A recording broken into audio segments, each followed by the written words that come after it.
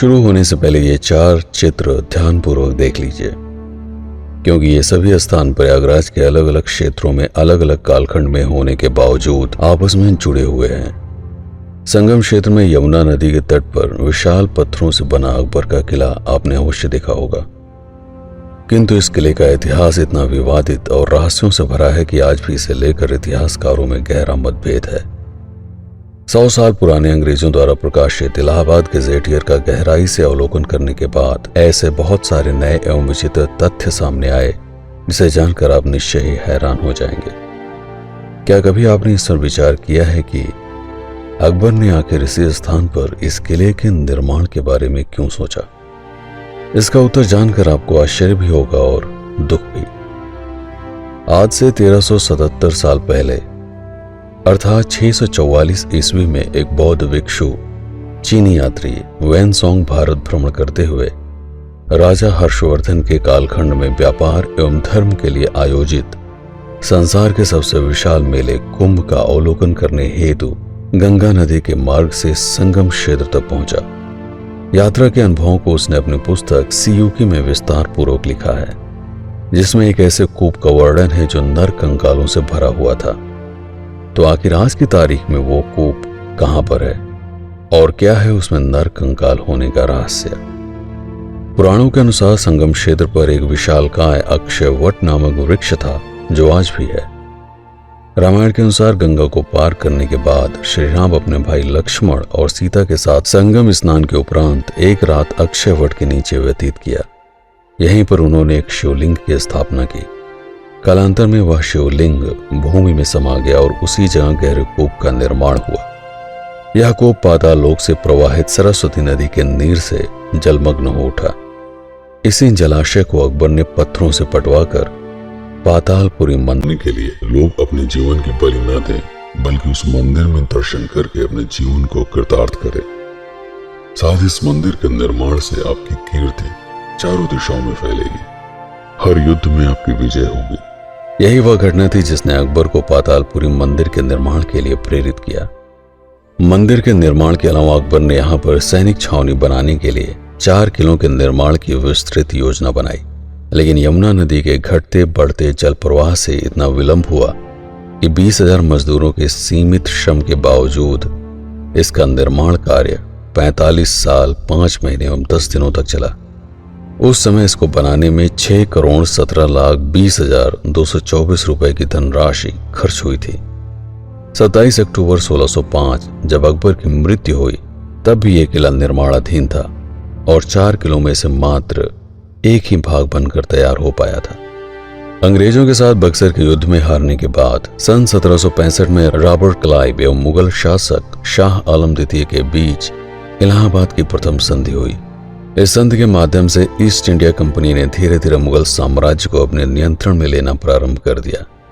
संधि के बाद अंग्रेजी सेना द्वारा इलाहाबाद के किले पर कब्जा कर लिया गया, लेकिन किले की रखरखाव का खर्च इतना अधिक था कि उन्होंने चालाकी से 2 साल बाद ही 50 लाख रुपए में अवध के नवाब शुजाउद्दौला को यह बेच दिया। उसके बाद उनके परपोते शहादत अली खान द्वितीय ने आर्थिक तंगी के चलते 1798 में यह किला दोबारा अंग्रेजों को दे दिया। शीघ्र ही अंग्रेजों ने इस किले को अपनी सैन्य शक्ति बढ़ाने हेतु छावनी में बदलकर यहां पर सुरक्षा एवं युद्ध से जुड़े सभी आयुध संग्रहित कर दिए। भारत की आजादी के बाद वर्तमान में भी भारतीय सेना इस किले को छावनी के रूप में ही प्रयोग करती है। मात्र अक्षयवट एवं पातालपुरी मंदिर के दर्शनों के लिए किले का बाहरी हिस्सा पर्यटकों के लिए खोला गया है। दूसरा बड़ा प्रश्न, इतने विशाल किले के निर्माण के लिए पत्थर कहां से लाए गए? निश्चय ही इतने भीमकाय किले के निर्माण हेतु विशाल स्तर पर पत्थरों को काटकर यमुना नदी के मार्ग से संगम क्षेत्र तक लाना पड़ा होगा। मिर्जापुर की तरफ भी पथरीले चट्टान पाए जाते हैं जिनके द्वारा चुनार के किले का निर्माण किया गया था, किंतु यमुना की उल्टी धारा में भारी भरकम पत्थरों को नाव से ले आना बोझिल काम है। इसके विपरीत शंकरगढ़ की ओर से पत्थरों को यमुना की धारा के साथ कम परिश्रम से शीघ्र लाया जा सकता था। अब प्रश्न ये है कि वो स्थान कहाँ है जहां से इतने बड़े बड़े पत्थर इतनी अधिक मात्रा में काटकर निर्माण स्थल तक लाए गए। यदि आप अकबर के किले से नाव द्वारा यमुना की विपरीत धारा में यात्रा करें तो 18 किलोमीटर बाद भीटा से सटे देवरिया गांव में यमुना नदी के मध्य 60 फीट ऊंचे पत्थरों पर एक विलक्षण मंदिर दिखाई पड़ता है। स्थानीय लोग इन्हें सुजाओं देवता के नाम से पूजते हैं। सबसे विचित्र प्रश्न ये है कि ये रचना किसी इंसान द्वारा की गई है या प्रकृति ने इसे खुद तराशा है।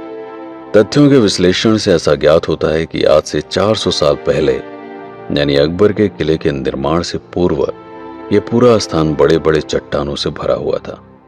इन्हीं चट्टानों के ऊपर हजारों वर्ष प्राचीन एक ऐसा मंदिर था जिसके बारे में यह मान्यता थी कि यमुना को पार करके चित्रकूट जाते समय श्री राम ने यहां पर शिवलिंग का निर्माण किया था। अपनी यात्रा के दौरान राम, लक्ष्मण एवं सीता ने हर उस स्थान पर शिवलिंग की स्थापना की जहां पर उन्होंने एक रात्रि विश्राम किया था। इस मंदिर के आसपास एक प्राचीन सभ्यता निवास करती थी जिनकी आस्था इस मंदिर के प्रति बहुत गहरी थी। आज भी उस सभ्यता के वंशज भीटा से सटे देवरिया गांव में मौजूद हैं जो यमुना में नाव चलाकर जीवन यापन करते हैं। इन्हीं के पूर्वजों को किले के निर्माण हेतु पत्थरों को लाने का कार्य सौंपा गया। धीरे धीरे जब किले के निर्माण के लिए यहां से पत्थरों का कटाव शुरू हुआ तो मंदिर के आसपास के हिस्से को छोड़ दिया गया, जिसके परिणाम स्वरूप सुजाओं देवता के इस विलक्षण मंदिर का यह अद्भुत दृश्य प्रकट हुआ। इसी पहाड़ी के नीचे एक सीता रसोई का भी वर्णन प्राप्त होता है जो अब यमुना नदी के नीचे समा गया है। कहा जाता है कि जब इस पहाड़ी पर राम, लक्ष्मण, सीता रात के समय विश्राम कर रहे थे तो एकाएक यमुना का जलस्तर बढ़ने लगा, जिसके कारण उन्हें यहां से लगभग 2 किलोमीटर दूर एक अन्य पहाड़ी में प्राकृतिक रूप से निर्मित गुफा में शरण लेनी पड़ी। बाद में इस घटना को एक पौराणिक कथा के रूप में चित्रित किया गया। कथा के अनुसार उस रात यमराज स्वयं अपनी बहन यमुना से मिलने के लिए आए थे, किंतु राम द्वारा स्थापित शिवलिंग को देखकर वह प्रसन्न हो गए और उन्होंने यमुना को यह वरदान दिया कि जो भी भाई अपनी बहन के साथ इस शिवलिंग पर सच्चे भाव से आराधना करेगा उसके भीतर से मृत्यु का भय समाप्त हो जाएगा। तब से यह कथा इतनी प्रचलित हुई कि नवंबर में आयोजित होने वाले भाई दूज के अवसर पर 3 दिनों का विशाल स्थानीय मेला लगता है। जिस गुफा में राम ने शरण ली थी उसे भारतीय पुरातत्व सर्वेक्षण विभाग की देखरेख में प्रमाणित किया गया है। प्राचीन गुफा की दीवारों पर मौजूद कार्बनिक पदार्थों के परीक्षण से आयु की गणना लगभग 7000 वर्ष पूर्व आंकी गई है, अर्थात 7000 साल पहले इस गुफा में मनुष्यों के रहने के संकेत प्राप्त हुए हैं। स्थानीय लोग इस टीले को सीता रसोई के नाम से पूजते हैं। आस्था को केंद्रित करने के लिए यहाँ पर रहने वाले लोगों द्वारा टीले के ऊपर सीता जी की प्रतिमा एवं उनके चरण चिन्ह स्थापित किए गए हैं। यहाँ से 1.5 किलोमीटर दूर भीटा नामक गांव में भारतीय पुरातत्व सर्वेक्षण द्वारा मंदिर के आसपास रहने वाली प्राचीन विकसित सभ्यता के गहरे अवशेषों को चिन्हित एवं संरक्षित कर लिया गया है। 1909 से 1910 के बीच अंग्रेज मार्शल ने रेलवे पुल के निर्माण के लिए पत्थरों की खोज में जब इस ऊंचे टीले की खुदाई करवाई तो उन्हें ईंटों की विशेष संरचनाएं प्राप्त हुई। व्यापक रूप से जब यहाँ पर खुदाई हुई तो मिट्टी के कई अलंकृत बर्तन प्राप्त हुए जिन पर महाकवि कालिदास द्वारा लिखे गए अभिज्ञान शकुंतलम के नाटक के कुछ दृश्य अंकित थे। इस आधार पर कालिदास के जन्म का समय आज से 22 या 2300 साल पहले का आंका जा सकता है, अर्थात ईसा मसीह के जन्म से 100-200 साल पहले। चूंकि खुदाई में यहां से बुद्ध की प्रतिमा भी प्राप्त हुई थी, अतः ये सभ्यता कम से कम 2400 साल पुरानी मानी जा सकती है। तो जो निष्कर्ष निकलता है उसके आधार पर पातालपुरी मंदिर 400 वर्ष प्राचीन, अकबर का किला 400 वर्ष प्राचीन, सुजाउन देव मंदिर वर्तमान स्वरूप 400 वर्ष प्राचीन, भीटा की सभ्यता 2400 वर्ष प्राचीन, सीता रसोई गुफा 7000 वर्ष प्राचीन। मेरा कार्य अब समाप्त होता है और आपका प्रारंभ। वीडियो को लाइक करना अक्सर हम भूल जाते हैं, तो YouTube ने कहा है कि अपने दर्शकों को बार बार याद दिलाते रहिए ताकि YouTube को यह तय करने में आसानी हो कि कौन सा वीडियो अच्छा है। इतिहास को अगर जीवित रखना है तो अपने मित्रों के साथ साझा करने से ही इसका विस्तार होगा। और आखिर में जाते जाते इस वीडियो के बारे में अपनी राय अवश्य लिखिए। आपके कमेंट से मुझे ये जानने में सहायता मिलती है कि मेरा परिश्रम कितना सार्थक रहा। मैं हूं आपका सारथी पीके सिंह।